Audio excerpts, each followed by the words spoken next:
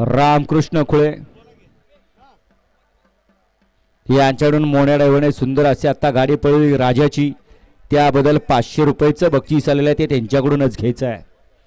वाळा या मैदानातला second last 52. मगाशी सुंदर गाडी पाहिली पिंटू पाटील ढेगावकरांचा पुष्पराज आणि बबल्याची गाडी सेमीस पात्र. 52 पळतोय आणि 52 मध्ये लढत चालू आली.